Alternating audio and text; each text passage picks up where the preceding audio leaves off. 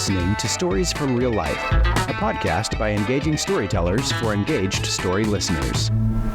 Here's your host, author and journalist, Melvin E. Edwards.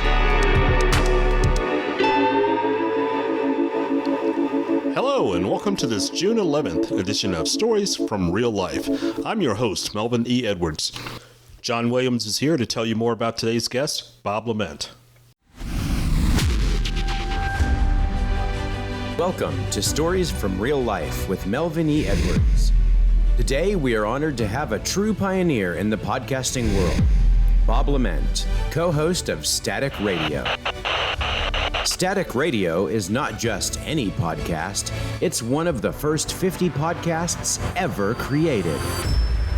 Since its inception in 1999, Bob has produced over 1,500 shows and guested on more than 55 other programs.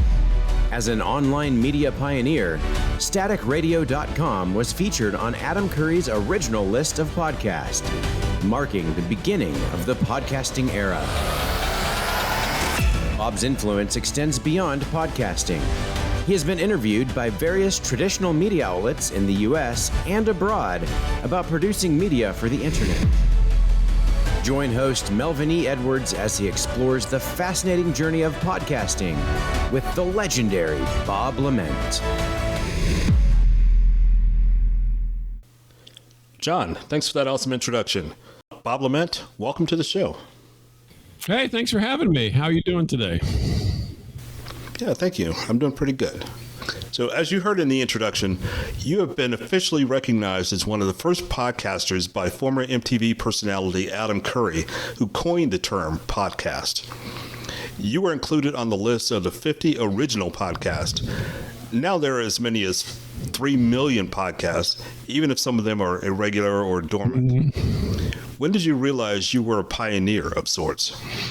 Well, I suppose at that point I did, but prior to that, I'm not sure I really recognized myself as a pioneer. I mean, the whole point of all of this was just to have a creative outlet that was something that, you know, at the time, it wasn't super easy to do, but it wasn't overly difficult either. Not like, you know, today we got all these tools and everything like we're using today. You know, back then it was all much more manual and and archaic compared to what we're doing today. Our first setup was literally a speakerphone. And that I would take the microphone from my computer and I would set it on the speakerphone, and that would capture myself and my co-host. And we recorded it straight to the computer. And that was about as simple as it got, right? And then we took that file and posted it up on the internet. There wasn't an MP3 file format at that point, so we used a thing called Real Audio, which no one in the audience probably remembers, but there was a thing called Real Audio, and that's what we ended up using during those days, which is, you know, it's kind of quaint now. You know, whenever you talk to your grandparents, they probably told you about, you know, the old times when you didn't have seat belts and no turn signals, and you had to reach your arm out to wipe off the windshield and things like that. And that's kind of the podcasting days that we were in. It was because it wasn't called podcasting; it was just called, you know, internet audio, I guess, is what the term was back then. Wasn't super fancy or coined, or we didn't have any of our own vernacular or anything. Just borrowed from everybody else. Yeah, I do remember Real Audio. You and I are about the same age, so. Oh, goodness we're gracious. Dinosaurs. We remember. Pepperidge Farm remembers. Yeah. Yeah, Pepperidge Farm remembers. Yes. Yeah. So, I mean, it was fun though. So we had done college radio. That's where all this came from, was a stint in college radio. We did a show in college that was basically kind of what we do today. I mean, you can't get any more, selfish and whiny than just doing the same thing for all these years. But we did the show. The only difference is we played music back then.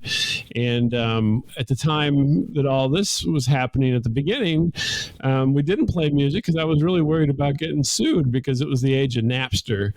And they were, suing grandmas for, getting Tommy Dorsett records or something off the internet. Yeah, playing Happy Birthday. Right, playing Happy Birthday. Yeah, exactly. Happy Birthday. I'm like, well, I'm not going to get involved in that. And so it kind of gelled down to what we do today, which oddly enough is we tell stories each week. Isn't that funny? Yeah, how that comes together here. Usually we call the tagline is the strange and humorous lives of two Midwesterners. And so, yeah, we try to tell humorous stories. And if they're not humorous, then typically they're strange. Usually the strange becomes humorous is how it goes. So it just, slice of life or slice of our lives in a way that it could happen to anybody, but maybe doesn't. You never know. Everybody's got their own thing going on. So. But yeah, I mean, that's kind of what everything came from. And then we did that for, I guess it was almost 5 years before all this, before the iPod, came into its own, and the idea of actually doing shows like we're doing now even presented itself. So yeah, it was quite a long time, and pretty much, I don't know. The funny thing is, even now, like every week or month or whatever, like, we still going to do this? I don't know, and here it's all these years later and we're still doing it, but there's always these doubts. You want to do that? I don't know, everything. We've tried to get it down to where it's fairly easy for us to do. And, obviously the most fun is actually, creating something.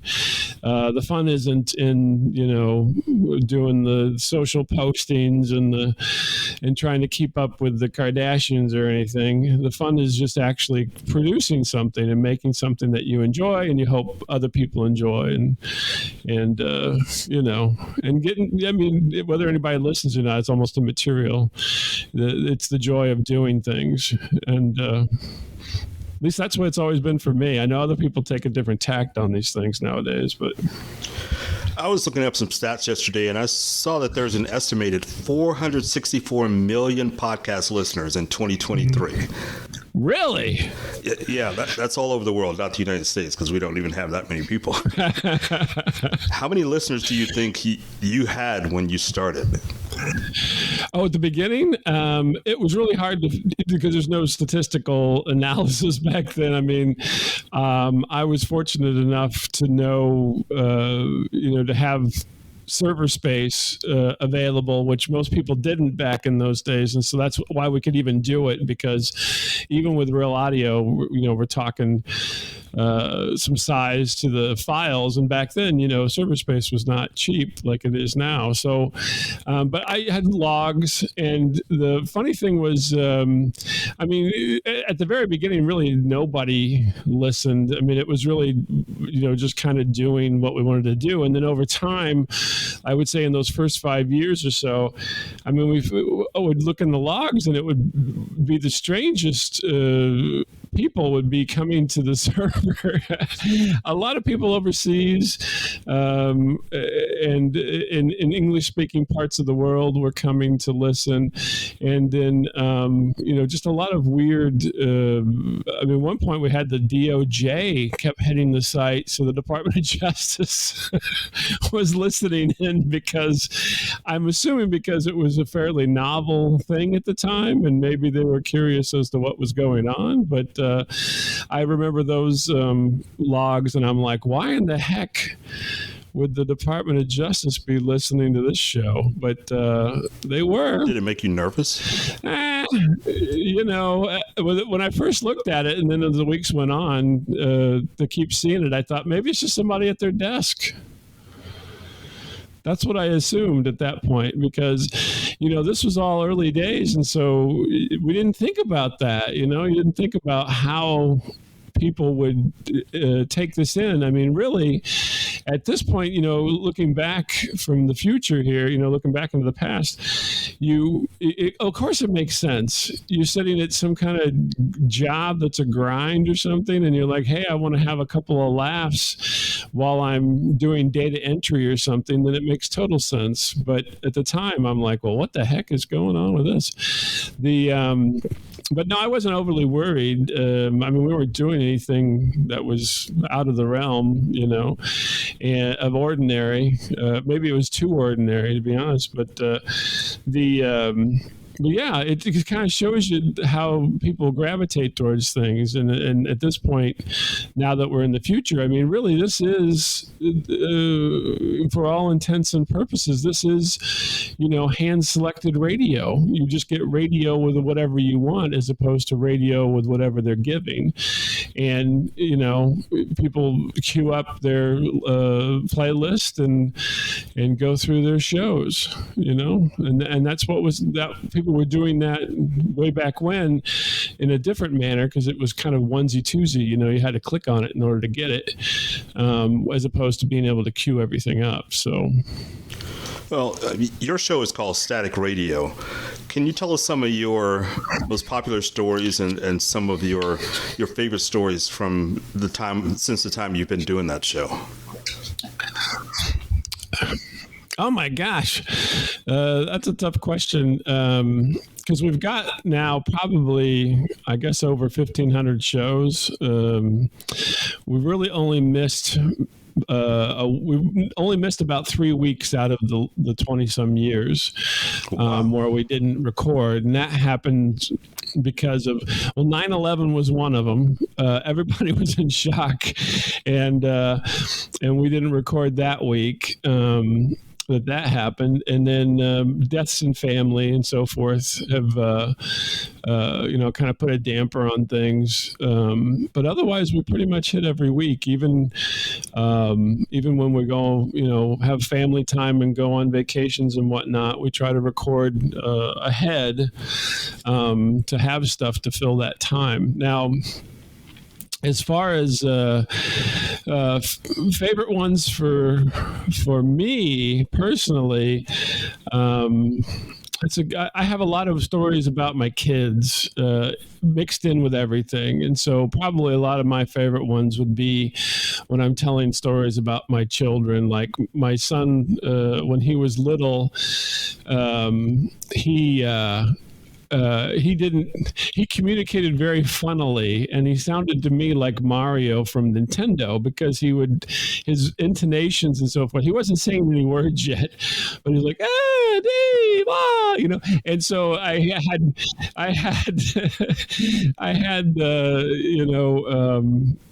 kind of this little character that he was when he was little, before he really started speaking, was kind of like, if you ever listen to Mario in the games, he kind of has that kind of squeakiness to his voice and goes up, and and so I mean, that's who he was to me. It was kind of funny. As a kid, and so I have stories about him, being this little Italian man trapped in this baby's body, and trying to communicate with us, even though he doesn't know any words. And so, it's stuff like that that I remember more fondly, maybe than some other things. But the terrible part of that story is, as we find out later, as he gets older, he had to get tubes in his ears. I don't know if you had to deal with this in any way in your life, but well, thankfully I did not. Yeah. So one of the problems was he had these ear infections when he was little, and he literally could not hear us well. And so he was, whenever we got the tubes in his ears, he came out of surgery and was talking normally. So it kind of ruined my fun. But part of the thing was that he literally could not hear us well because he had fluid in his ears. And the funny thing is, when he first came out of surgery, they have a recovery room. He's a little tiny kid. I mean, he's not even, oh gosh, I can't remember how old he was. He was like 3 or 4 years old or something like that. And he hadn't started really talking well yet, so that was part of the problem. But anyway, the SpongeBob was on the television, and the first word that he really said to us that wasn't like "Mama, Dada" was "Bob," which is hilarious. So I'll take it as me, you, Dad Bob. But it was SpongeBob. It wasn't me. I like to say that it was, but no, it was SpongeBob. Yeah, and I mean it's those kind of as you get as you travel through time here, you lose a little bit, and so that story is I've encapsulated that in a way for the future. So even though my son wasn't there for it, I mean, he has no recollection of any of this. We have, a firsthand approximation of it for him for later if he really wants to listen to it. But, kids, maybe not. Well, you can save all these stories for your kid's wedding. And my son was just married last week, and those kind of stories that you think are hilarious or embarrassing for them. Those are the best kind of wedding stories. So make sure you save those up. They may not want to hear about that. Yeah, no. Unfortunately, another embarrassing one was my daughter when she was little, and we were trying to potty train her. She would love to go she had like a little kitchen set, and she'd play kitchen. And for some reason, she would go beside her refrigerator and would be going to the bathroom in her diaper, and we were trying to, get her to go into the toilet, right? And so she's playing. Then she goes over by the refrigerator, the little tiny refrigerator, and I'm like, I go, do you need to go to the bathroom? No. I'm like, Are you pooping? I'm not pooping. And she was pooping. And so that's another kind of quick hit story there. But so now to this day, every once in a while we're talking and like, I'm not pooping. But she was. It was terrible, but terribly funny. I mean, it was. How can you be, angry with a kid who's, doing that? But always beside the refrigerator. I don't know what the deal was with the fridge. Well, I guess, maybe that's just her hiding place. Yeah, maybe. I don't. Well, it wasn't. Nobody could see her much there. hiding to it, other than it's like kids who play hide and seek in the broad daylight. They sit on a chair in the middle of the room and close their eyes and think nobody can see them. Maybe it's something like that. Yeah. All right. So what are some topics that have generated some unexpected results? Negative, positive, just something that you just didn't expect? Well, my co-host lives up in Iowa, and there's a famous place in Iowa called the Surf Ballroom. I don't know if you're familiar, but it is where Buddy Holly, the Big Bopper, and Richie Valens all played their last gig.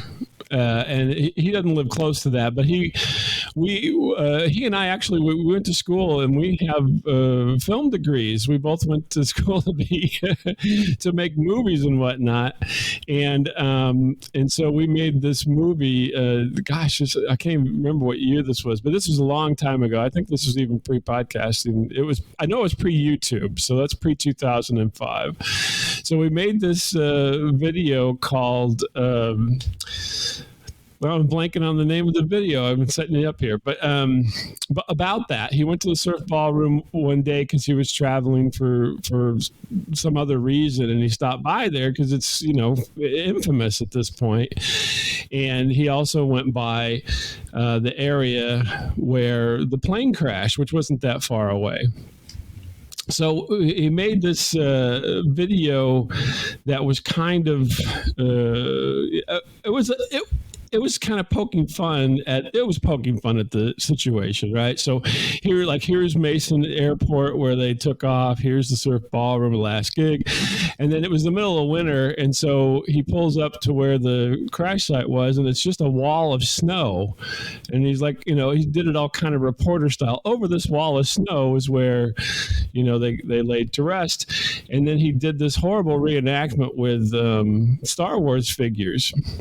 So anyway, this video, it's actually still out there. It's called It Happened at Clear Lake.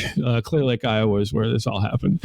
And anyway, so whenever YouTube came along, we posted it, and we literally got death threats. Whoa! For this, people were so mad because it wasn't that it's parody of sorts, right? So it's not necessarily that we love these things, right? You love the whole aspect of these people and their music and whatnot. It's just such a sad situation that they're in this kind of nowhere place in Iowa is the last time that they performed, and so you're kind of playing on that angle, which is kind of sad. But I think the reenactment with Star Wars figures probably threw it over the edge. But yeah, we literally had people in all the comments where, some people thought it was kind of funny, and which is what it was meant to be.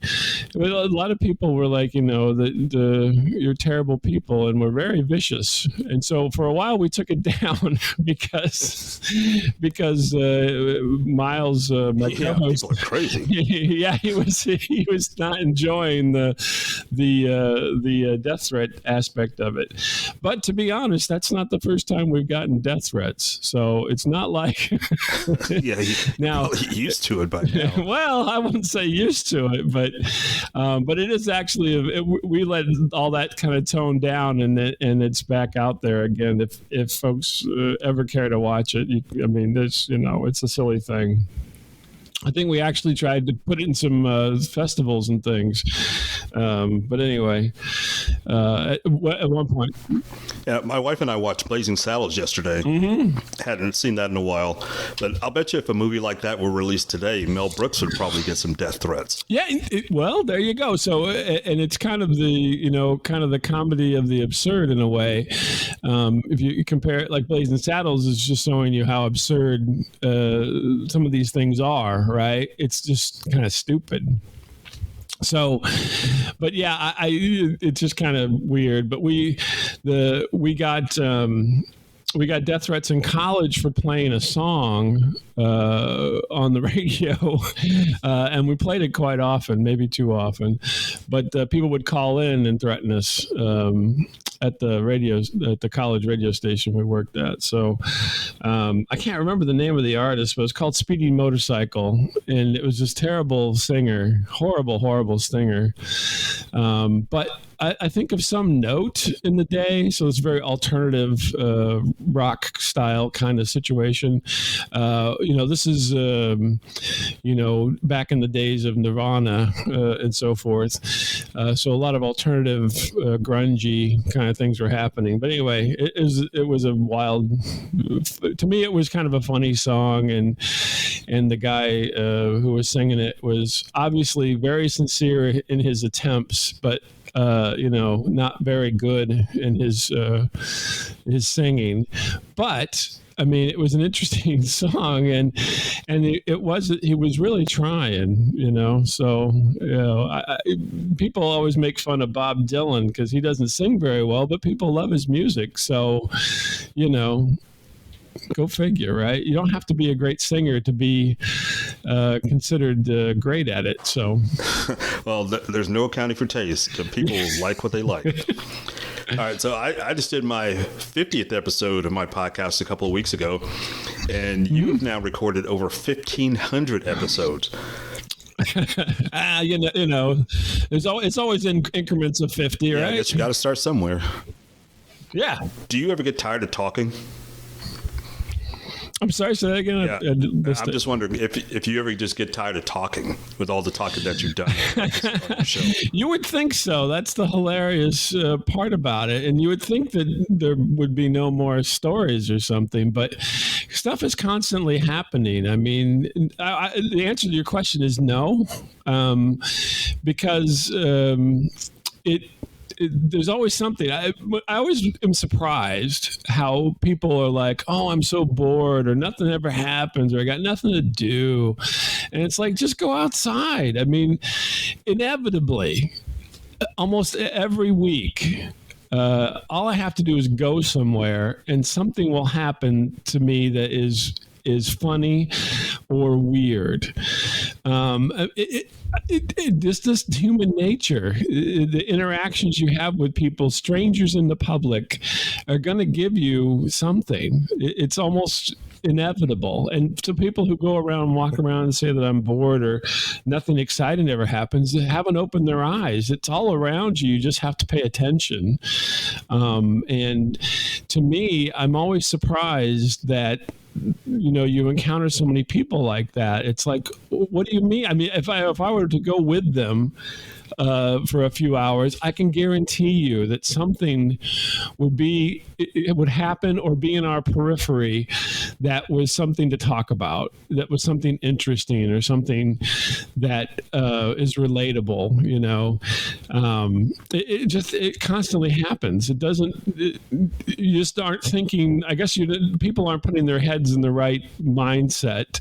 They're maybe a little too. In their own head, or maybe they're just not paying attention enough. But no, so that always gives you fodder to talk about. I mean, it's endless as long as you interact with people. Totally endless. Yeah, I agree. And one of the most fun things about this podcast, doing the storytelling podcast, is hearing from everyday people who have amazing or fascinating stories, and they don't even realize it. Just going through daily life, and they don't recognize some of the stuff that they're doing is so interesting. I had a guy on a podcast a couple of weeks ago who's currently an attorney, and before that, he was a construction worker. And he got bored with construction and decided to go to law school. But before he was in construction, he was a corporate businessman. And he decided he wanted to do hands-on stuff and got into construction. And he didn't even realize how fascinating his stories were. And it's just really amazing to me that I started talking to him and just was riveted by all of his stories. That sounds fair. I mean, think of all the insights going through all those different things, He's got to have incredible insights into stuff. Now, unfortunately, the first thing that popped in my head when you said he went from a construction worker to an attorney is, construction workers always have the best stories about not being able to find a bathroom because they're in a position where it's not available because you're building it, and so it's not like it's always there. But I have some friends who work construction, and yeah, there's always a story in there about this one time I'm on the job site, and then you have to deal with the realities of life. Yeah, you got to find your own little tiny refrigerator and go there because your daughter was on the cutting edge. That's right, exactly. You got to figure it out, right? Most people don't think. I mean, in an office, you don't think about any of that, but yeah, I mean, but those are just the realities of life that happen around you, and I think, and maybe it's just like a mindset or something, but I think you also have to have a mindset to it that will allow you to laugh at yourself in the situation. You have to, not go into it overly serious or overly embarrassed. We tell so many embarrassing stories on our show, but they're funny. They're funny because of the slight embarrassment that you may be involved in. And you can't just, bottle all that up. It's best to kind of, I'm not saying you just need to throw it out to the world, but it's best to not think about it in negative terms, but try to put a positive spin to it. All right, I want to come back around to your podcasting. Have you done this as a primary career, or has this always been sort of a hobby for you? No, it's always been a hobby. So yeah, we got like I said, it started in college radio, and we just wanted an extension of that, and so it's been a hobby ever since. There have been, this is I would call this like the third, what do you want to call it? The third immersion of podcasting. This is the one that seems to be taking. The first one was way back when in 2004, and then there was one right around 2011 was another big spike in things. But it's partially because of COVID and so forth. This has been the latest push for podcasting. It seems to be the most have the most traction.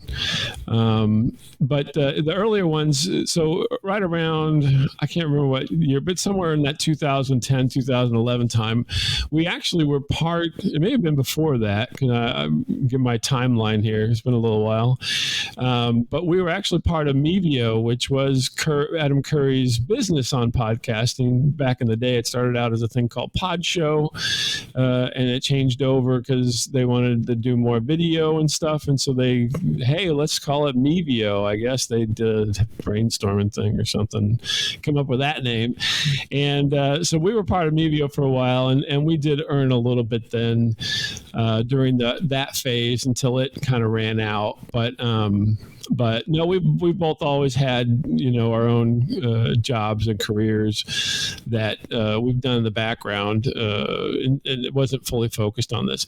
I think we did have a couple of attempts. I know I talked to this is a little bit of to me it's a funny story. Maybe it's sad in a way, but so back in I think it was before podcasting really became a term. So this is in the early 2000s. I actually had interaction with the person at XM Satellite Radio, and I said, "Hey, we do this little show. I think it might be good for XM. Is there any chance that we could get on there?" Right. This is when satellite radio was a thing, which not so good anymore. But so I talked to the guy, and I actually had a conversation with him on the telephone, and he was like, "Yeah, this is good and everything." He goes, "But get on a radio station, and if you get on a radio station, then talk to us, and we'll." But then we'll talk to you more then. And I was like, but I don't, for my brain, I was like, that's the whole point. We don't need to be on the radio. We're doing things. We're doing this. It's happening. We don't need a radio station, but if you would like to play it, but that's not where their thoughts were at that point, and what happened was, hey, they got absorbed into Sirius Satellite, and now, I mean, people get some people still get free subscriptions when they buy a car. I don't know anybody who pays for satellite radio, maybe who's not a trucker, So that's just kind of where that went. But to me, it was just kind of funny, and it was just another weird happenstance over the course of this thing of how kind of the history plays out, and little brushes with things here and there. So it's just kind of interesting that now satellite radio. I mean, really. I think they give parts of it away for free now, if I'm not mistaken. You don't get the satellite part, but they give part of the shows away, I think. So. All right. So what's the biggest difference between the podcast world now and what it was like 25 years ago? Oh, nobody you knew was in podcasting. Nowadays, it's all these, celebrities or, pseudo celebrities all do a podcast in order to connect with people, and 25 years ago, there was nobody doing that. Nobody wanted to do this. That was like looked down upon. And, why would you do that? Well, because the reason we do it is because it's a convenient way for us to do what we want to do, as opposed to have, a bunch of people telling you what to do. And so I think that's the biggest difference. And I also think it's to me, at least, I always wish that there was more independent stuff that was higher on the chart. So if you look at the charts and everything, right, if you look down them, it's like, Jason Bateman and, Dana Carvey and Joe Rogan and all these people. These are all people who had some type of celebrity status before, right? And now they're into the new thing. And I wish there was more independence like yourself, up there, because I think would be nicer. I mean, it'd be nicer if it was that way. I realize that's not the way the world works, but I just think it's, a lot of Johnny-come-latelys are jumping into it, and they got a name, so they get some attention. And I don't know if if you listen to any technology podcast, but Leo Laporte is a big. He's on the list right now. Leo Laporte was a technology writer, and he was on Screensavers, which was a show on Tech TV, and then G4 Tech TV, and so forth. And so he had a certain amount of celebrity, but he wasn't like a television or movie celebrity, right? He was a technology celebrity. Those are the kind of people I like to see, because those are the kind of people who kind of came up with everything. I love to tell the story. So whenever the podcasting became a thing, I stole Leo Laporte's RSS feed, so I knew what RSS looked like, because he was doing it, right? And then the funny thing is, I got a friend who's actually been recording since 2000 in New York area, and he stole the feed from me to be on podcasts. So I like to think that most of podcasting was built on Leo Laporte's RSS feed, and it just keeps getting stolen from all these people. So I can't prove that, but it sounds pretty good, doesn't it? So yeah, it seems reasonable. Yeah, and it's a perfect segue to my next question. And this is what I had intended all along.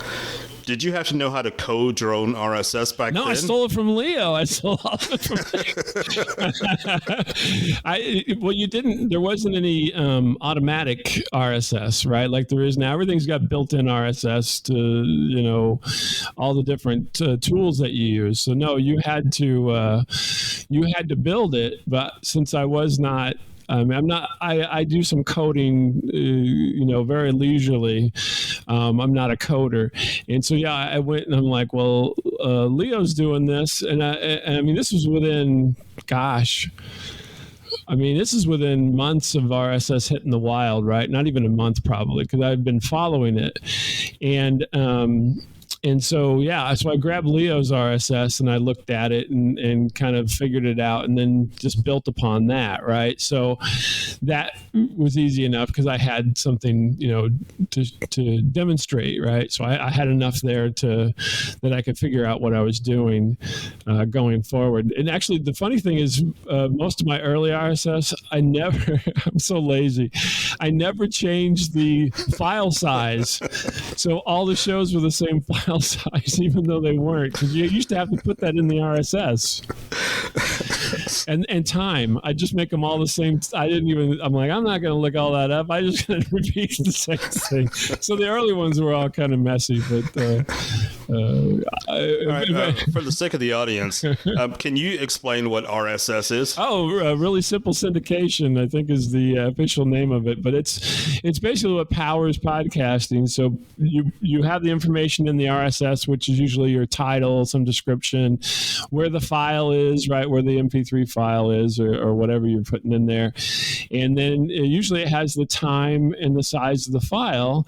And nowadays, I'm sure it's got a lot more stuff in it as well. But that was kind of the idea behind it. And then it's a little bit like XML, if you're ever familiar with XML stuff, like if you do any kind of mapping or video work or anything like that, you deal with XML. But yeah, so and that's it. And then basically that whole RSS file will contain everything to find everything for you, and you can zap it into a program and it'll pull all of it down for you. So the funny thing now is that what I find interesting in this day and age, we have all our shows online. So if you go to the website, you can go all the way back to 1999 and listen to shows. But if you look on Spotify or on any of the aggregators, you will not find those because it's not capable of taking that many shows yet on the RSS feed. I think the maximum is 750. 700, I think. So anyway, it only takes the latest ones as opposed to everything. And so if you have a bunch of shows, eventually they're going to change that. This is because I'm using a PowerPress, I think is what it's called now on my WordPress site. And it can only do 750 entries for RSS. And so it can't push out more than that to all the aggregators, which there's another weird, I'll tell you another weird story, early story about aggregators is, so once we got, so Curry used to make a list. That's why I say we're in the first 50, because I don't remember when the list got made, but I know we were within the first 50. It may have been earlier than that. I just can't. You can't. There's no list anymore. Curry's got rid of it. It's not anywhere on the internet. I looked on the Wayback Machine, can't find it. But I knew we were in the first 50. But the hilarious thing is when iTunes came out with a podcasting area on Apple, we were on it, and we didn't ask any. We weren't asked. We were just part of that group that Curry had, and they took it wholesale from him and put it onto the iTunes store. And so I got a note from a listener, and the listener said, "Hey, did you know you're on the iTunes store?" And I'm like, "What are you talking about?" No idea. So yeah, they basically talk about, the history of stealing here. They stole Curry's list along with things that PBS was doing at the time, and that became the iTunes store at the very, very beginning. And they didn't ask anybody. You didn't have to give permission. I mean, nothing. Everything just happened.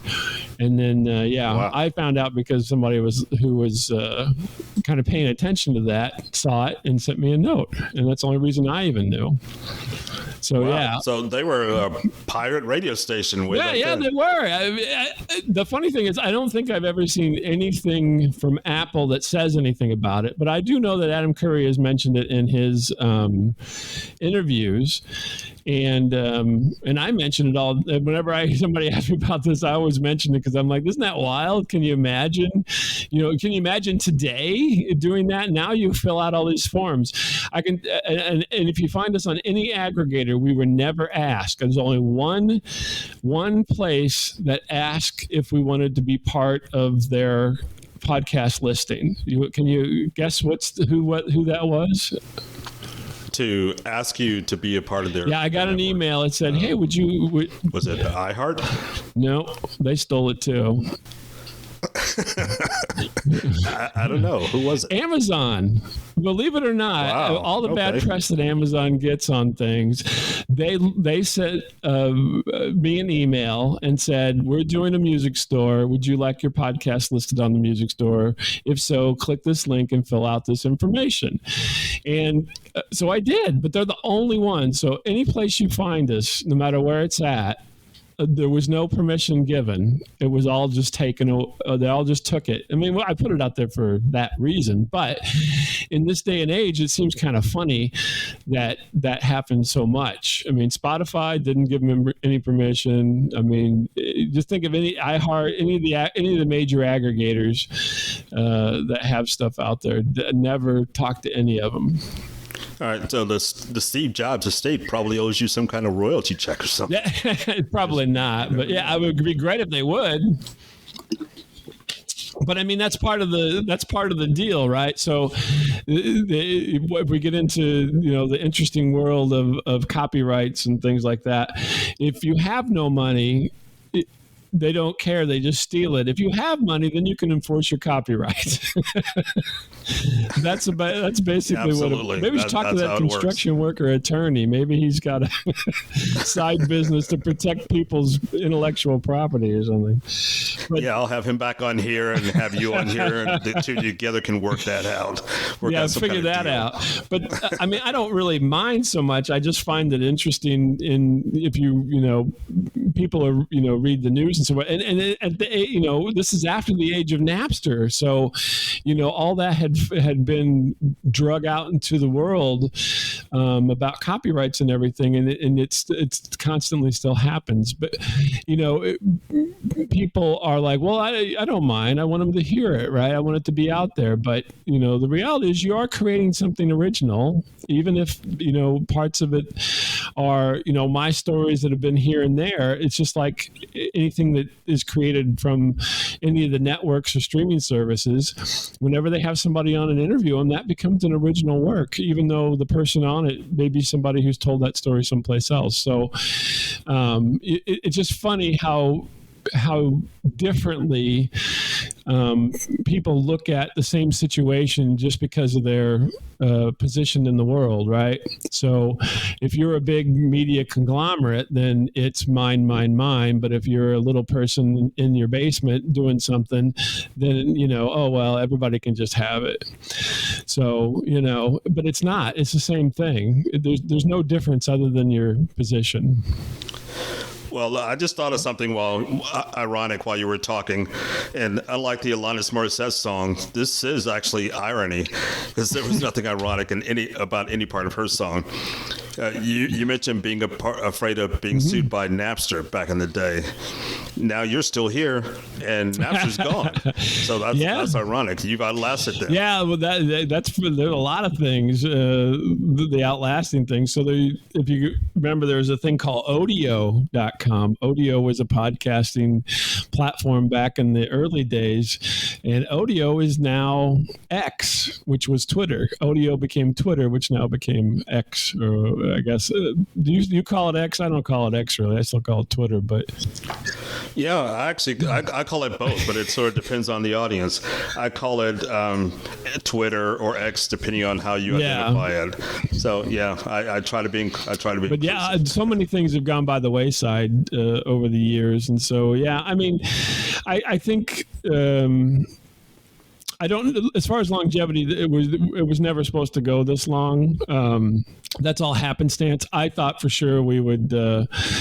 I gave it 5 years, and then the weird thing about it, in 5 years, podcasting happened, and then podcasting is, let's go for another 5 years, and then something else triggered the next 5 years. Now here we're all the way down the road here, and I would have never in my wildest dreams thought that this little idea would play out for this long. And like you said, you get tired of talking. In my mind, probably back then, I'd be like, I'm not going to have anything to say. But the weird thing is that if we're pressed, so we try to tell timely stories. If we're pressed for the week and nothing interesting triggered anything, then we tell stories from the past. And we still tell each other stories that we've not ever told each other. And Wow. Your life is so full, of stories that it's limitless. At least from my perspective, it is. It seems to be. It's limitless. There's just so many things like that are out there. So, it's interesting. Yeah, that is interesting, and that leads us to the last question here. Where do you think podcasting goes from here? What do you think the future of podcast is? That's a good question. So it seems to me, I've always enjoyed audio as a mechanism for telling stories, because it's kind of like reading, right? So if you read, your imagination kind of takes over and fills in a lot of the blanks for the visual aspect. The same thing happens with audio. Now, in reading, you get to make up the voices as well, whereas in audio, they're already there for you. But it's more akin to reading than it is to video. It seems like there's a lot more video these days. They don't call them video podcasts. They still just call them podcasts. So I would assume they're going to move in that direction a little bit more. Although, for me at least, it's a little bit forlorn, because I think the audio aspect of it really does. It adds an element because it has the audience person kind of fill in the blanks and imagine, I mentioned, if we go back to my daughter's little kitchen, you'll imagine whatever you'll imagine, right? You don't know what it looked like. And then you'll put the person in there because you don't know what they look like. And so then it all becomes much more personal when it's that way, as opposed to when you see everything and hear everything, then there's not a lot of extra input that goes in there. There still is some, right? Because you develop whole personalities for people that you see on the video that aren't there necessarily. But with audio only, you really you produce the visual world for yourself, which I think is always interesting, because your visual world is going to be much more interesting to you than whatever I've got to give you. But where is it going from here? That's a good question. I mean, if you think about podcasting, it really is an extension of radio. It's essentially nonlinear radio in a way. And so, where does it go from here? I don't know. The technology will take us to the next thing. It goes way back. Do you ever play adventure games on the computer when you were younger? And it would say, you're at a door. What do? You open the door. I always thought that podcasting could be one of those kind of choose your own adventure kind of situations in the future, because then, it gives more interactivity to the person who's listening. So then they get to decide where you go with things. It's a lot of work to do those, because I've actually done a few over the years in the past. But, I always think that would be cool, but I don't know if it will be. Unfortunately, if that's my, kind of, what do you want to call it? That's the best interpretation I would love for it to have. The real interpretation, unfortunately, I think is just going to become simpler and simpler and more complete, because I think that's just where things are trending at the moment, right? So, and I think that the imagination gets pushed off to the side a little bit in some of these situations, more so than in the past. And I think that's the kind of sad reality of the future that I hope doesn't happen, but I see trending. But the future's always wide open. You never know where it's going to go, and there'll be some inventive person who will come up with something that will happen.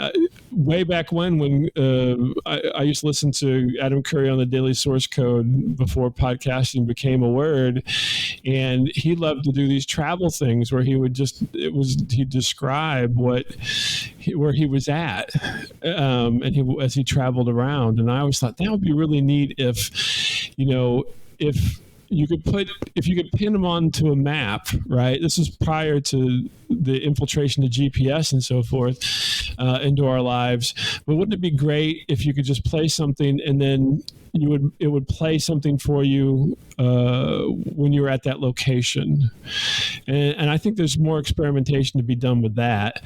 They do it now in museums. You scan barcodes, QR codes, and it'll tell you about a painting. But wouldn't it be neat if you went to, let's say you went to the Grand Canyon, and then I went to the Grand Canyon and could hear what you experienced?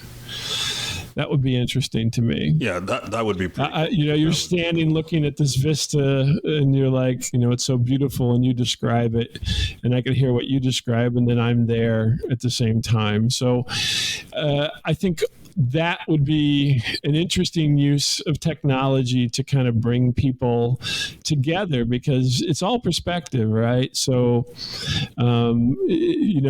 everybody has their perspective, and the interesting thing is everybody thinks they get absorbed in their own perspective. It's nice to hear other people's as well. And the more you hear other people's perspectives, the closer the world becomes to you, as opposed to being, all this unknown. And I think that would be an interesting use of it. I know I kind of went off. I'll give you a couple different ways there, so the future is not necessarily determined. Great. I appreciate those thoughts. Those are some great thoughts. But that would be good. So, and a good way to wind down this episode. Yeah.